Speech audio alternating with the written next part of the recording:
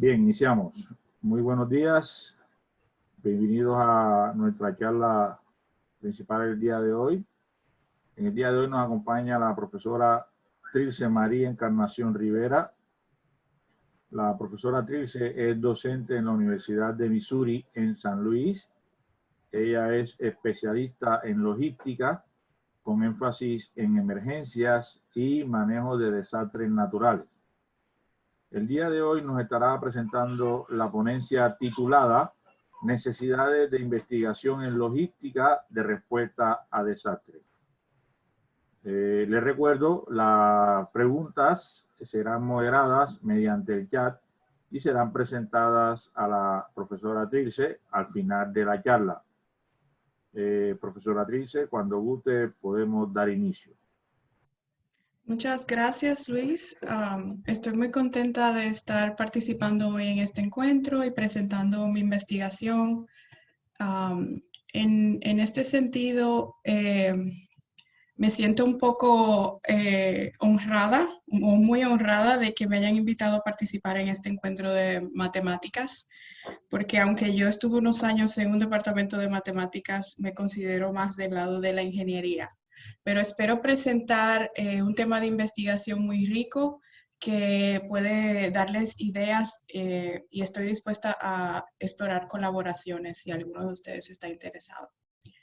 En el día de hoy, primero voy a discutir el método de investigación multidisciplinario que nosotros usamos en el área de desastres. Voy a compartir con ustedes lecciones aprendidas de eventos y catástrofes que han pasado y que nosotros hemos investigado en los últimos años. Y sobre esas lecciones voy a desarrollar ciertos temas y preguntas de investigación que nosotros hemos estado desarrollando. En este sentido, voy a discutir la diferencia de cómo lidiar con catástrofes o desastres, cuáles son las formulaciones apropiadas para tomar decisiones en la logística de desastre, qué es la convergencia de materiales y cómo podemos desarrollar estrategias para lidiar con este fenómeno. Voy a presentar un poquito brevemente de la investigación que estoy haciendo actualmente sobre las compras de pánico en relación a la pandemia y al final voy a discutir ciertas necesidades de investigación del área. Toda esta presentación que le voy a dar en una vista general sobre estos temas. No voy a profundizar en ninguno de los proyectos en los específicos, pero sí espero que se lleven una buena idea de cómo es el ámbito de investigación en la ciencia de desastres. Antes de continuar, quiero reconocer a mis colaboradores, mi asesor del doctorado, el profesor José Holguín Veras, de Rensselaer Polytechnic Institute, y otros estudiantes que han trabajado bajo su programa y con los que yo colaboro hasta el día de hoy, la profesora Johanna Maya de Iowa State, el profesor Felipe Aros de Ohio University, Miguel Haller de California Davis, y mi colega Diana Ramírez, que es estudiante todavía en Rensselaer. Por cierto, todos los que estoy presentando aquí son colombianos. No, perdón, Felipe es chileno, pero todos los chicos del profesor Holguín Veras son de Colombia. Y José y yo somos los dominicanos. Bien, pues, ¿qué significa ser un investigador de desastres? Pues cuando trabajas en logística de respuesta a desastres, hay que tener un enfoque multidisciplinario. Esto porque los problemas que se presentan son problemas sociotécnicos, en los que no solamente tienes un sistema de toma de decisiones en el que estás enfocado, sino que tienes que tomar en cuenta la respuesta de los seres humanos que están involucrados en el proceso. Entonces, el enfoque que nosotros usamos y la metodología que hemos estado desarrollando para resolver problemas en este ámbito se basa en trabajar en múltiples disciplinas. Y a veces hacemos investigación que está muy de cerca a lo que sería las ciencias sociales. En el diagnóstico y la caracterización de los problemas y en la definición de las hipótesis, trabajamos con ciertos métodos cualitativos o también ciertos métodos cuantitativos que puedan darnos resultados empíricos. Y de estos resultados desarrollamos métodos analíticos que permitan mejorar la toma de decisiones para mejorar la respuesta a los desastres. En el día de hoy y por la audiencia a la que estoy presentando, la mayor parte de la investigación la voy a dedicar a estos métodos analíticos y a cómo desarrollar mejores formulaciones para la respuesta a desastres. Pero sí les quiero dar un overview o una vista general de todo lo que hacemos de manera multidisciplinaria. Como parte de este enfoque multidisciplinario, trabajamos asistiendo a diferentes lugares que han sido impactados por desastres. En esto que llamamos trabajo de campo, nuestro interés es caracterizar las operaciones y descubrir cuáles han sido los principales retos y cuáles son las lecciones que podemos aprender para desarrollar mejores políticas. Y de aquí es donde vienen casi todas las preguntas de investigación que luego desarrollamos mediante metodología de ciencia de toma de decisiones. Entre estas lecciones, las más importantes son estas. Estas lecciones las tenemos resumidas en un capítulo que he citado aquí. Como les dije antes, la respuesta a desastres es un proceso sociotécnico. Los desastres requieren estrategias muy diferentes a los eventos catastróficos. La logística comercial no es igual a la logística de desastres y las diferencias las vamos a explorar en esta charla. Debemos controlar la convergencia de materiales. Cuando tenemos un evento catastrófico, distribuir localmente a los individuos afectados es un gran problema. La dimensión del problema es tan grande que no puede ser atendida por una sola entidad. Por lo tanto, se necesita la colaboración de toda la sociedad. Es importante integrar al sector privado en la respuesta a los desastres, caracterizar la demanda e incluso los suministros de insumos para responder a las necesidades de las víctimas es muy dinámico. Hay que controlar las compras de precaución que hacen algunas personas o lo que algunas personas llaman compras de pánico. Debemos ayudar a las cadenas de suministro privadas para que se reinstauren lo más posible. Por lo tanto, necesitamos un enfoque comprensivo. En el día de hoy me voy a concentrar en estas 3 lecciones y voy a desarrollar voy a comentarles sobre trabajos de investigación que hemos hecho explorando soluciones a estas lecciones. Primero, y para poner un poco de contexto sobre el trabajo que estamos haciendo y la complejidad de cómo responder a los desastres, quiero ilustrar cuando decimos que catástrofes son muy diferentes de desastres. ¿Qué queremos decir? En este caso, ustedes pueden ver el mapa de la ciudad de Joplin, Missouri. Es una ciudad de 50,000 habitantes, o sea, es una ciudad pequeña, medianamente pequeña en los Estados Unidos, y fue afectada por un tornado en el 2015. Como ustedes pueden ver en el mapa, aquí podemos ver la ruta en la que atravesó el tornado la ciudad. En este caso, hubieron más de 100 muertes, o sea que sí es un desastre significativo. Sin embargo, cuando estamos viendo cómo vamos a responder a ese desastre y cómo vamos a atender a las necesidades de las víctimas de este tornado, encontramos que a pesar de la gran devastación y el impacto de vidas, tenemos algunas cosas que podemos utilizar para hacer una respuesta efectiva. Aunque las cadenas de suministro privadas están destruidas de manera parcial, o sea, si aquí en el área de impacto había un Walmart o cualquier otra tienda que da el suministro de los productos básicos y ese va a estar destruido, ciertamente fuera del área afectada y bien cerca de donde están los sobrevivientes, vamos a tener otras cadenas de suministro que van a estar operando.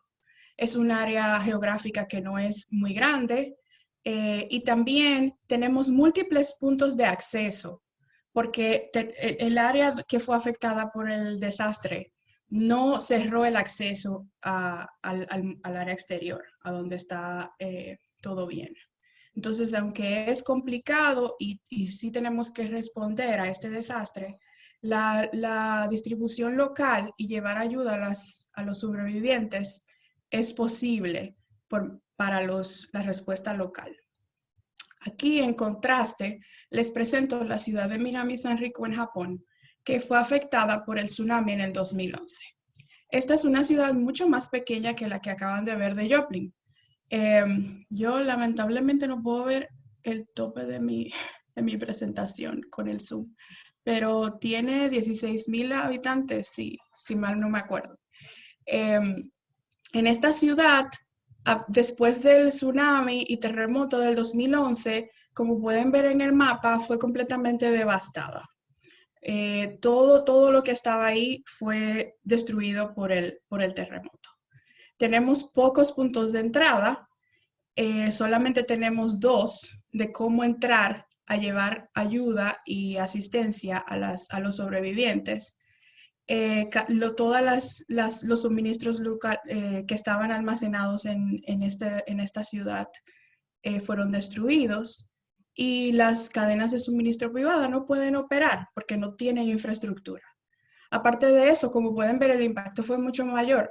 En Joplin teníamos 50,000 habitantes y 100 muertes. En este caso, de 16,000, tenemos más de 1,200 muertes, lo que representa una proporción mayor de la población. Entonces, en ese sentido, es mucho más complicado responder a este desastre que es, en este caso, catastrófico y el cual requiere la ayuda de organizaciones fuera del área impactada. Esta municipalidad no puede responder sola, necesita que venga ayuda de fuera. Entonces, ¿cómo se modelan estas operaciones de respuesta a desastre? Cuando hablamos de responder a desastres, estamos hablando de llevar asistencia a personas que la necesitan para sobrevivir. O sea, queremos mantener la integridad de la vida humana en todo el sentido. Proveer acceso a shelter, o sea, a refugio, o sea, que no estén a la intemperie las personas que han quedado sin casa. Proveer sustento, proveer agua, proveer atención médica. En muchos casos, proveer artículos de limpieza o de higiene personal. La falta de todos estos artículos que yo he mencionado hasta ahora le va a causar sufrimiento y va a ir en detrimento del bienestar de las personas que no lo tienen. Cuando vemos que pasan desastres grandes, no sé si alguien aquí recuerda el huracán María que afectó a Puerto Rico recientemente. Esta foto que vemos aquí es de ese evento. Cuando vemos desastres grandes como ese o catástrofes, vemos que es muy difícil hacer llegar estos artículos a las personas necesitadas. Pasan no solo días, sino también semanas antes de que estas personas puedan tener la ayuda que necesitan. Entonces, cuando tú miras esa situación y lo comparas con el hecho de que aquí en los Estados Unidos, por lo menos, en las grandes ciudades, tú puedes recibir en 2 horas cualquier cosa que tú pidas de Amazon, tú dices, ¿cuál es la diferencia? ¿Por qué no montamos una cadena de suministro rápidamente como la que tiene Amazon? Lo cierto es que hay muchos factores que hacen que esta realidad no se pueda hacer efectiva y que la respuesta sea lo que podemos solamente caracterizar como un caos.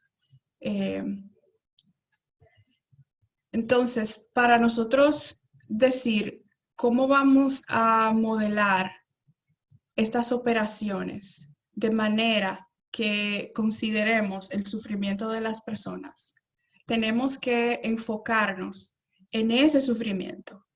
Y desde el punto de vista de la matemática, tenemos que tratar de medirlo, porque si vamos a hacer una operación en la cual queramos minimizar el sufrimiento humano, tenemos que tener alguna manera de cuantificarlo. Entonces, viendo la literatura, y concentrándonos principalmente en el caso en el cual a una persona le haga falta sustento para vivir, como agua o comida, se han hecho ciertos estudios en el pasado, como en este caso que presento, un estudio que se hizo en Minnesota para ver los efectos físicos de estar deprivado o de que te falte alimento o agua. En este sentido, lo que se encontró es que en el corto plazo, estar deprivado de agua podrías terminar bien, o sea, te puedes recuperar. Si no tomas agua por un día, vas a estar deshidratado, pero te puedes recuperar. Si la deprivación te toma mucho tiempo, puedes tener secuelas y no te vas a recuperar y no vas a volver a ser la persona que eras antes. Por el otro lado, tenemos consideraciones filosóficas cuando tratamos de medir el sufrimiento. Nosotros, por el parte de la ingeniería, la matemática, la economía, tenemos que ver que hay ya una gran literatura que por el lado de los filósofos y de la gente que estudia la ética sobre cómo podemos medir el sufrimiento y si podemos medir el sufrimiento de alguna manera. Hay mucha literatura en este tema, pero puedo resaltar estos dos resultados previos en el cual Cam dice que la sociedad tiene una obligación moral de ayudar a los individuos que están en peligro, aunque esto tenga costos económicos o ineficiencia. Por el otro lado, Pinkerton dice, bueno, sí es cierto que tú puedes ayudar al que esté en peligro, pero tienes que considerar el bien mayor. O sea, si ayudar a esa persona va a deprivar a otras o no va a considerar la sociedad en general, no estás haciendo el bien mayor. O sea, el bien a la mayor parte de las personas. Entonces, tenemos que balancear estas consideraciones filosóficas y cuando tú las comparas, tienen cierta contradicción. Por un lado, cuando piensas en el bien mayor, hay que pensar en las consecuencias, cuáles son las inequidades que se pueden generar considerando este bien mayor. Y en la regla del rescate, no se especifica cómo vamos a tomar decisiones. Sí, vamos a salvar al que lo necesite, pero ¿cómo vamos a tomar decisiones cuando no podemos salvar a todos? Cuando no podemos ayudar a todos. ¿Qué hacemos en ese caso? Entonces, la conclusión que hemos llegado para poder modelar este fenómeno y poder capturar en cierta forma y minimizar el sufrimiento de las personas afectadas por desastres es que vamos a utilizar un principio de utilitario. Y estos principios son utilizados hoy en día cuando tú llegas a un hospital y necesitas ayuda. Es lo que conocemos como el triaje. Y tiene la ventaja de que nos va a permitir evaluar o cuantificar el sufrimiento humano de la misma manera que se evalúa el valor de la vida para los seguros de vida, etc. Entonces, en ese sentido, hemos desarrollado el concepto de la función de costos de deprivación. Los costos de deprivación cuantifican el sufrimiento que tiene una persona o un individuo por la falta de un bien o servicio que necesita para vivir. Las propiedades de estas funciones es que son monotónicas, son altamente no lineales, son convexas, las asociamos con demandas no aditivas, pues posiblemente son histeréticas, aunque en la modelación hasta ahora no consideramos esos efectos. Y los procesos histeréticos son los que no te llevan al punto en el que estabas al principio. Suponemos el caso de la falta de agua que se evaluó en los 50. si te pasas muchos días sin agua, es posible que tengas problemas permanentes con los riñones, etc. Entonces, eso quiere decir que es un proceso histerético. O sea que aunque recibas el agua a los 5 días de estar deprivado de ella, tu cuerpo no va a volver al punto en el que estaba hace 5 días. Entonces, a eso se refiere con histerético. Entonces, bueno, míralo aquí, tenía todo un slide. Cuando los individuos expuestos al ciclo de deprivación tienen efectos residuales. Entonces, en el caso de los modelos que voy a presentar hoy, solamente vamos a considerar efectos no histeréticos. O sea que eso también es un problema para resolver en el futuro, cómo incorporar efectos histeréticos en la modelación de distribución de suministros. Entonces, ¿cuáles son las implicaciones? Profesora, ¿Sí? disculpe, que si quiere sentirse más cómoda, puede suprimir las cámaras para que tenga la pantalla completa para la presentación, si gusta. Creo que estamos bien. Ok, estamos bien. Gracias, Luis. Vamos bien de tiempo. Ok. Implicaciones para la optimización. Aquí en este ejemplo que les presento tenemos un centro de distribución donde llegan los suministros para ser distribuidos después de un desastre. Y estos nodos azules son los puntos de demanda, donde están las personas que necesitan ayuda.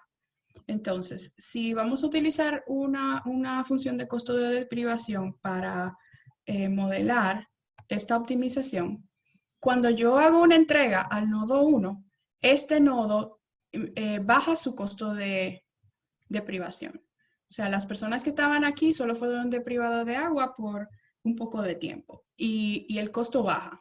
Sin embargo, en este mismo tiempo, el tiempo 1, los demás nodos tienen un costo que va incrementando. Luego voy a llegar al nodo 2 y si bien entonces en el nodo 2 el costo de deprivación baja, en esto sigue aumentando y aquí empieza de nuevo y va a seguir subiendo otra vez. Entonces, ¿cómo nosotros formulamos este fenómeno? Lo primero es que consideramos una secuencia en la cual tenemos los nodos que se visitan por la estrategia de entrega de suministros, la cantidad de suministros que se va a entregar y el tiempo en intervalos que consideremos en el horizonte de planeación.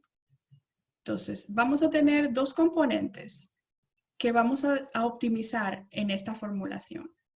Los costos logísticos, porque esta operación que estamos haciendo no solamente tiene un costo humano, sino que también tenemos que hacerlo de manera eficiente, considerando la ruta y los recursos que se tengan a mano. Entonces, los costos logísticos se toman en esta fórmula. Los costos de deprivación los tomamos aquí así con esta formulación por cada nodo. Entonces, cuando consideramos el costo de deprivación acumulado en el horizonte de planeación, vamos a tener esta fórmula en el cual acumulamos todos los costos de deprivación en cada nodo. Lo que estamos haciendo es evaluando el costo de deprivación al momento en el que se hace una entrega. Por cada periodo del horizonte de planeación, entonces estimamos el costo de deprivación acumulado en cada nodo y lo sumamos y eso es lo que tenemos como costo de deprivación total. Entonces, al final del día, nuestro problema va a optimizar o minimizar los costos, lo que llamamos costos sociales. El costo social se parece a ese concepto del bien mayor que presentamos anteriormente, en el sentido de que lo vamos a hacer de la manera más eficiente porque vamos a tomar en cuenta el costo logístico, pero al mismo tiempo vamos a minimizar el sufrimiento de las personas impactadas, minimizando los costos de deprivación. Entonces, como les decía anteriormente, lo que hacemos es que al implementarlo, tomamos en cuenta el tiempo de entrega. Cada vez que hacemos una entrega, estimamos el costo de deprivación. ¿Cómo se ve esa función de costo de deprivación en práctica? En base a, eso es otra línea de investigación bastante interesante, que se concentra en la estimación de los costos de deprivación.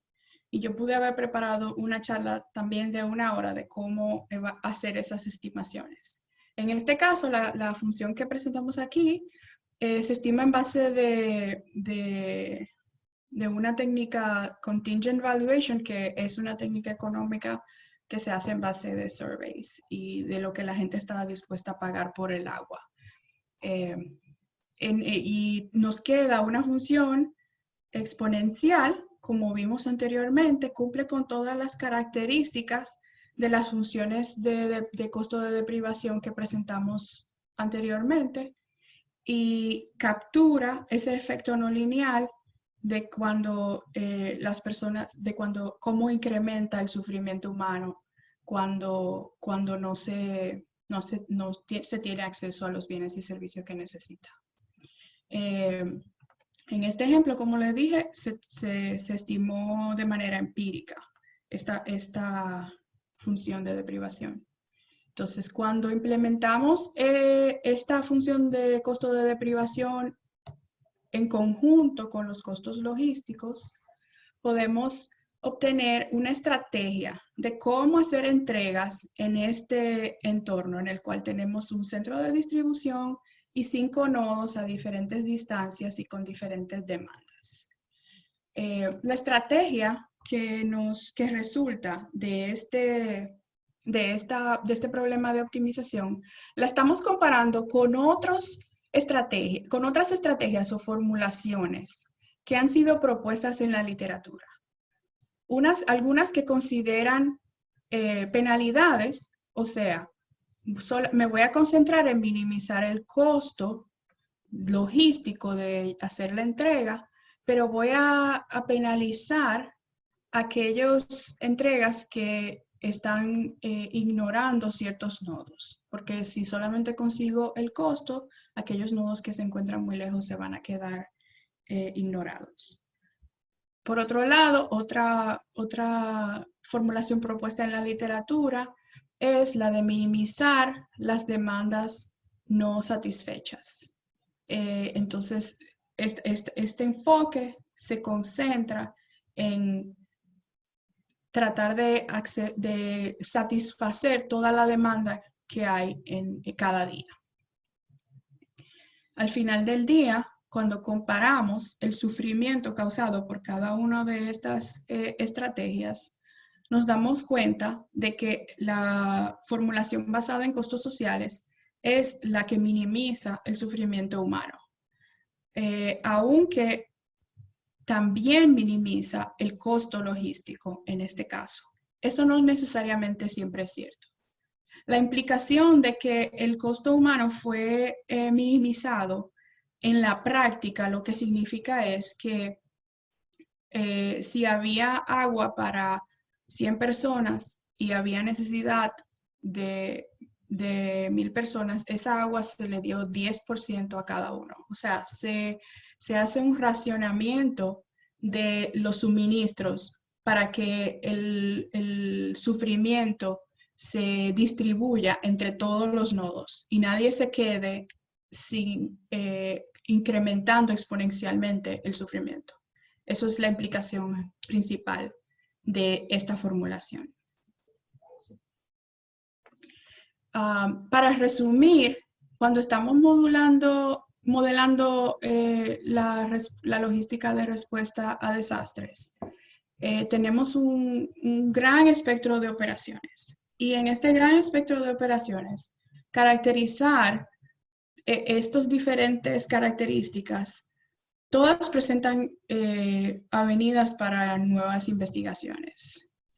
El primer ítem que tengo aquí, que es cuál es el objetivo de la función que vamos a minimizar, pues es todo un área de investigación, como pueden ver, no solo en esta formulación de los costos de deprivación, sino también en desarrollar problemas que consideren los costos sociales para diferentes actividades de la logística humanitaria, como manejo de inventario, preposicionamiento, entre otros.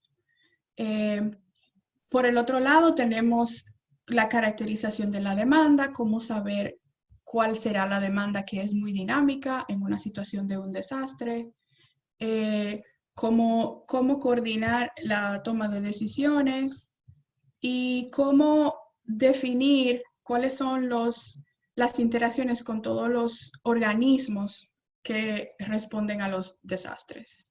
Como les dije anteriormente, al ser esto un proceso sociotécnico, las personas involucradas juegan un papel muy importante y hay que considerar esos comportamientos en todas las formulaciones que hagamos.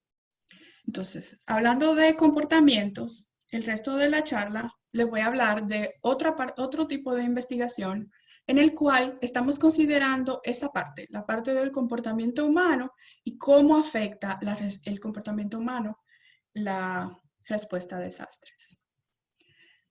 Aquí les voy a comentar un fenómeno que se conoce en el área de desastre como la convergencia de materiales, y no es más que la donación de ropa, comida, efectos personales, etc.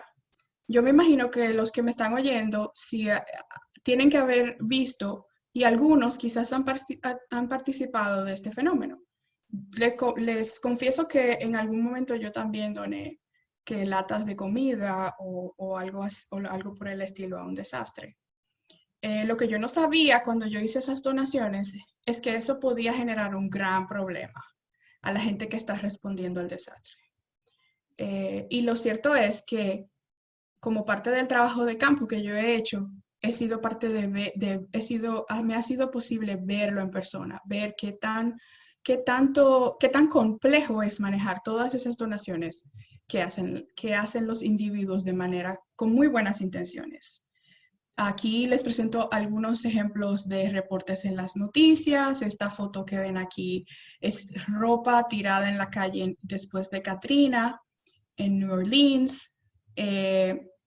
Y si bien es cierto que casi todo el mundo diría que, bueno, la donación de ropa, de disfraces, de cosas usadas que no sirven, está mal, y simplemente es tema de enseñar a la gente que no lo hagan. Lo cierto es que a veces hasta el agua puede ser un problema. Cuando el agua se recibe en cantidades excesivas, se necesitan demasiados recursos para manejar esas donaciones que a veces no están disponibles. En el caso de Haití, cuando llegó un avión de agua y fue dejado en el aeropuerto, ocupando espacio que se necesitaba para otras donaciones prioritarias. La convergencia de materiales y este tsunami de donaciones pasa en casi todos los desastres grandes, y por lo general la gente que responde a desastres lo que dice es que es un segundo desastre en el mismo. Entonces, lo que nosotros estamos estudiando es cómo vamos a manejar esas donaciones. ¿Podemos hacer algo con las donaciones? ¿O simplemente no deberían de llegar al área del desastre? La realidad es que podemos clasificar las donaciones en dos.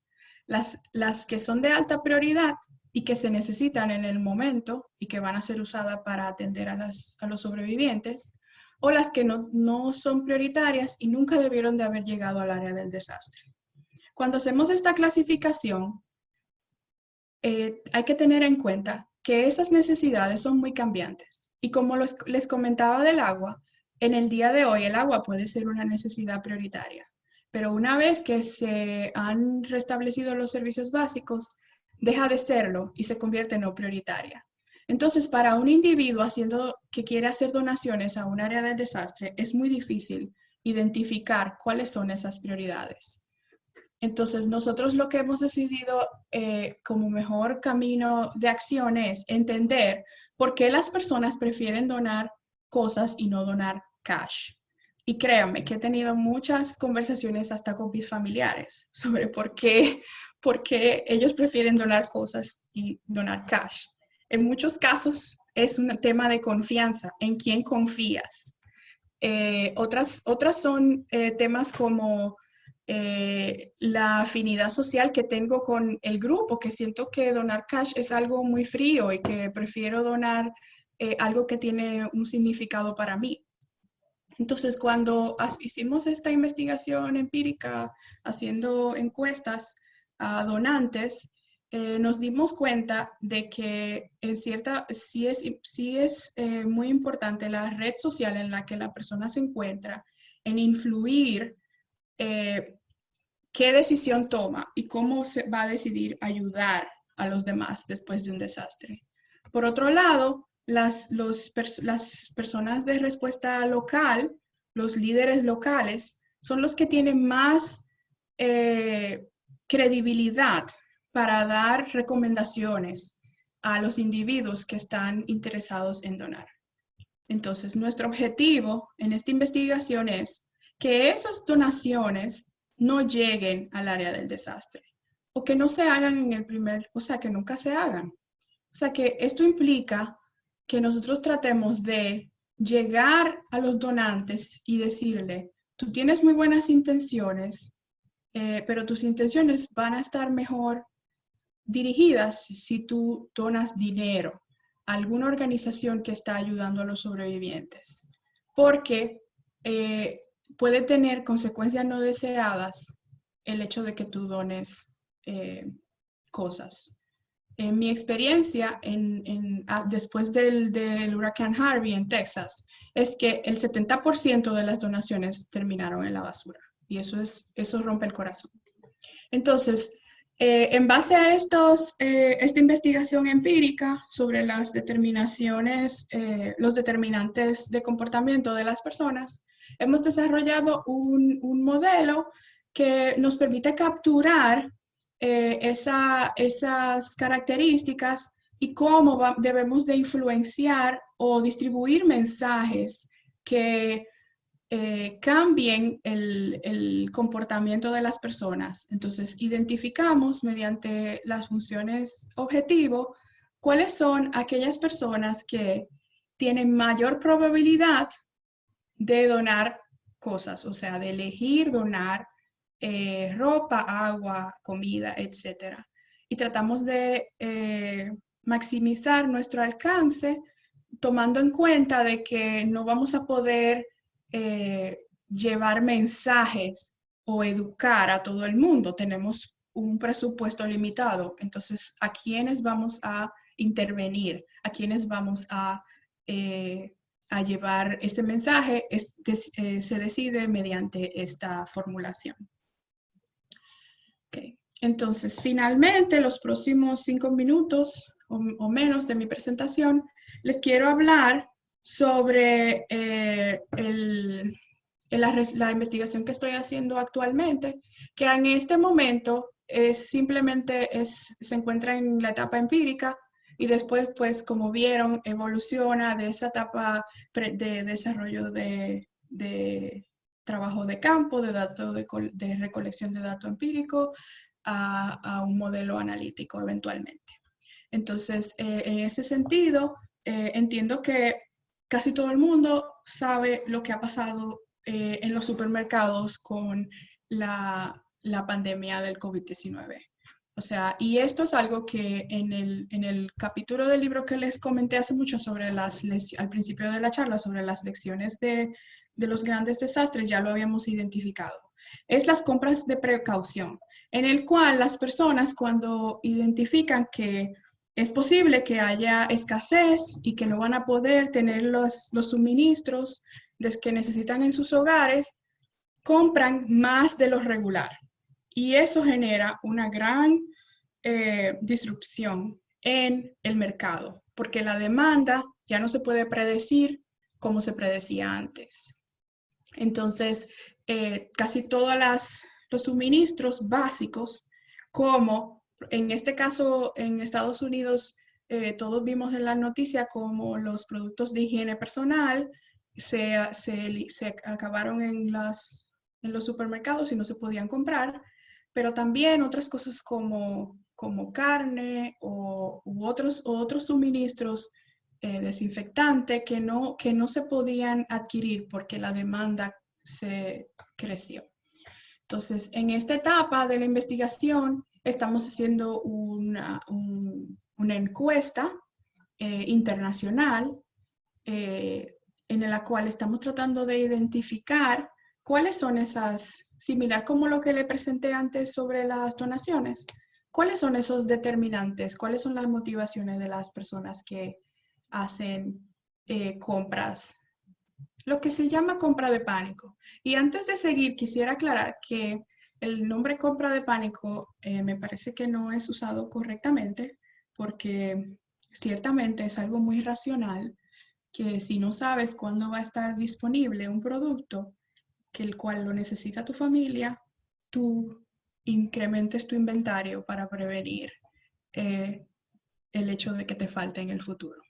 Pero bien, de todas formas, aunque sea algo racional, ciertamente genera complicaciones y eventualmente quisiéramos desarrollar una formulación analítica en la cual entendamos cuál es la mejor manera para la sociedad de distribuir estos productos. Lo que hemos encontrado con esta encuesta hasta ahora es que sí ha generado muchos cambios en los hábitos de compra de los individuos, y aunque la tercera parte reporta que no ha cambiado, la mayoría, el 68%, reporta que empezó a comprar de manera en línea. Por otro lado, la gente está incrementando sus inventarios. Cuando preguntamos qué tanto tiempo dura en casa el inventario que tienes de productos básicos, como comida y productos de higiene personal, como pueden ver, ha subido bastante el promedio en todas las categorías. También estamos investigando cuáles son esas motivaciones. Y podemos ver que el 28% de las personas reporta razones que podríamos considerar como válidas o basadas en necesidades reales. Sin embargo, el 71% reporta razones que se pueden clasificar como una actitud de precaución.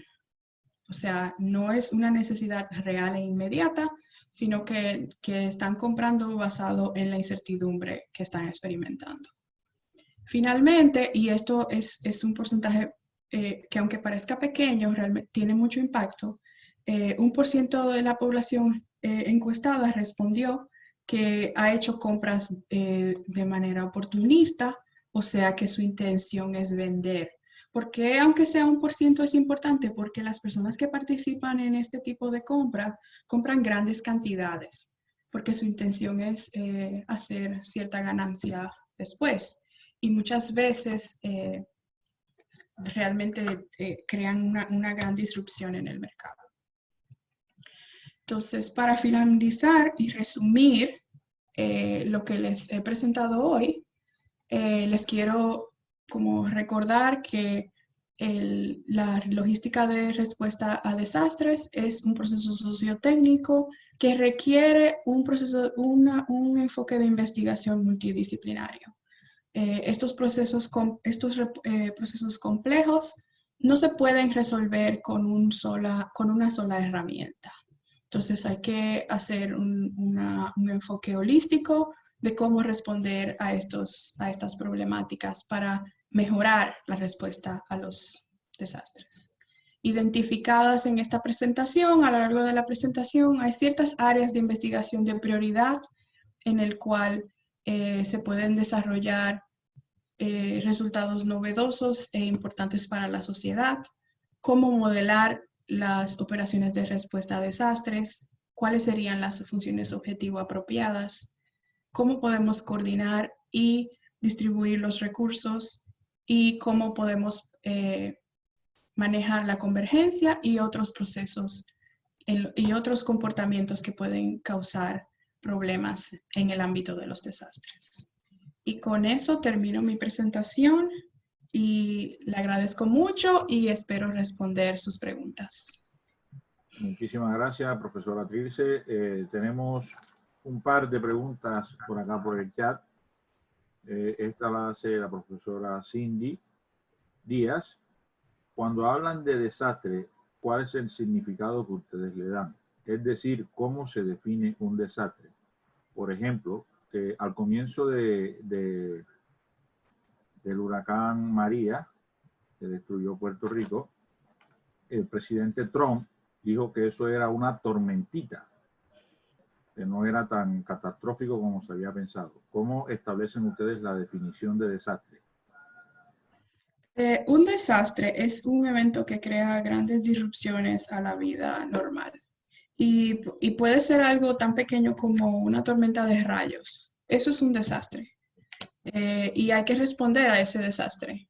En estos días, hace un par de semanas, en el sur del estado de Iowa hubo una tormenta de rayos que afectó y dejó sin luz a personas en ciertas comunidades. Y eso es un desastre, si bien está dentro del tamaño, es un desastre pequeño. Como vieron en la presentación, la mayor parte de la investigación que nosotros hacemos nos concentramos en las catástrofes y los desastres grandes, porque esos son los que tienen una mayor complejidad para responder a ellos. Ok, tenemos por acá una pregunta del profesor Luis Cerón. ¿Cuáles serían algunas razones para que no se pueda tener una cadena de entrega de alimentos para emergencias, como con Amazon? Ok, empezando por cuando tú vas a modelar una cadena de suministro de emergencia como Amazon, lo primero de lo que Amazon parte y lo que hace que sean tan eficientes es su predicción de la demanda. La predicción de la demanda es el primer paso en el desarrollo de cualquier cadena de suministro. En el caso de un evento extremo, como un desastre, o una catástrofe, esa demanda es impredecible por un buen periodo de tiempo. No es factible llevar comida para todo el que vive en el área impactada. Imagínate en Puerto Rico 4 millones de personas. No era posible como decir, bueno, pues vamos a llevarle a todos. Ahora, ¿quiénes son los que están necesitados? La falta de información y la falta de acceso no te permiten definir quiénes son los que están afectados. Cuando vienes a tener un número, ya hace mucho que debiste de haber dado respuesta. Ese es la primera limitante. Hay muchas más, entre otras, la infraestructura no va a estar disponible y también necesitas levantar información sobre esa infraestructura y cómo restaurarla. Y cuando me refiero a infraestructura, me refiero a la infraestructura de transporte y de telecomunicaciones. En el caso de María, por ejemplo, que hemos discutido, la infraestructura de telecomunicaciones fue un gran limitante porque no había forma de comunicarse, pero pasa en muchos desastres que está limitada. Y ya luego, cuando ya tú no tienes demanda, no tienes visibilidad, no tienes claridad, no es posible hacerlo de manera eficiente como Amazon. Entonces, espero haber respondido a la pregunta con eso.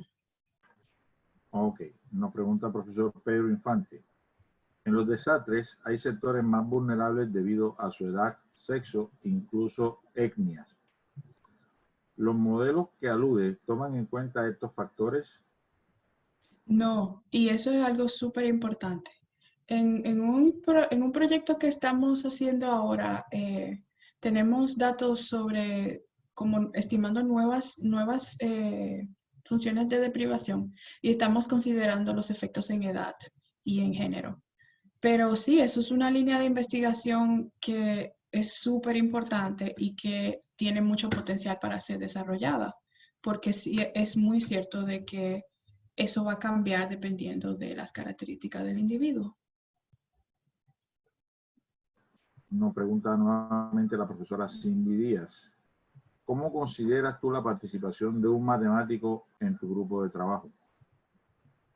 Pues nosotros, yo siempre colaboro con matemáticos. El área de investigación de operaciones es de matemática y al final del día todo lo que hacemos lo modelamos utilizando investigación de operaciones. Entonces, sí es una colaboración muy natural. eh, si bien es que el matemático esté interesado en trabajar en esta área y tenga la mente abierta para considerar todas estas cosas que son de ciencias sociales.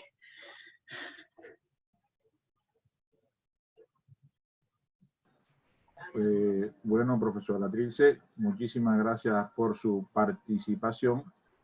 Yo tengo una consultica particular. Recomiendan hacer donaciones en efectivo, pero ¿a qué tipo de organización serían este tipo de donaciones? Porque sabemos que detrás de muchas cuestiones benéficas también hay una mala intención de muchas personas. Entonces, ¿cuáles serían las entidades propicias para hacer ese tipo de donaciones?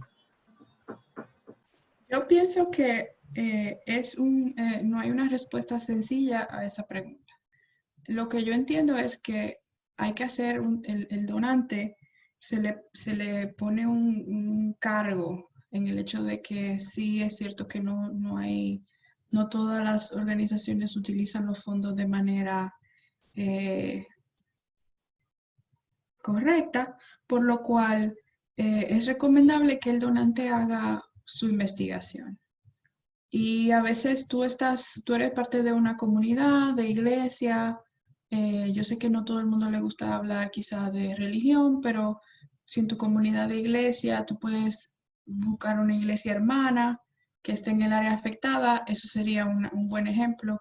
Pero no tiene que ser algo que tenga que ver con la religión, sino hacer una investigación sobre quiénes están en el área, quiénes están ya ahí haciendo ese trabajo y colaborarles con con lo que ellos necesitan.